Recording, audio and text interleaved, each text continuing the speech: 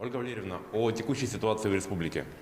Добрый день, уважаемые жители Республики Саха-Якутия. Текущая санитарно-эпидемиологическая ситуация на территории республики остается напряженной, находится под полным контролем органов государственной власти, органов местного самоуправления на территории республики.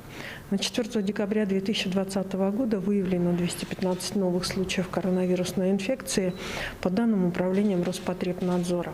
На столицу нашей республики приходится 113 новых случаев. При этом необходимо обратить внимание на то, что на настоящий момент, исходя из количества жителей районов республики, достаточно большое количество продолжает фиксироваться в Алданском, Мирнинском, Нерюнгринском, Мегино-Кангаласском и Ленских районах.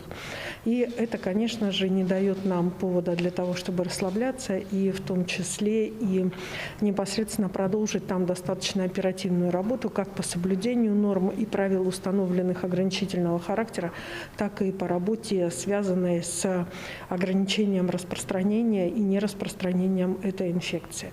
К сожалению, увеличилось количество районов, в которых вновь зарегистрированы случаи, от 1 до 5 случаев в 23 районах республики.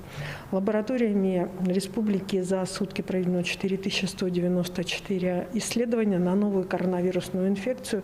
Всего вообще в начало пандемии в республике зарегистрировано и проведено, обработано 795 329 тестов. Сегодня мы бы хотели обратить особое внимание на то, что уже достаточно большое количество людей, около 60% всех заболевших у нас выздоровело. Однако само по себе поствыздоровление людей и, соответственно, их состояние после того, как перенесен заболевание ковид, требует от нас усилий, направленных на усиление реабилитационных служб. На настоящий момент, как мы уже говорили, у нас достаточно плотно сегодня работает в Мегино-Кангаласском районе санаторий профилактики Абылах. Его подразделение работает здесь, на территории города Якутска, начинает отрабатывать свою реабилитационную программу РБ-3. И, соответственно, мы заканчиваем проведение работ по открытию реабилитационных коек на уровне дневного стационара в Нюрбинском улусе.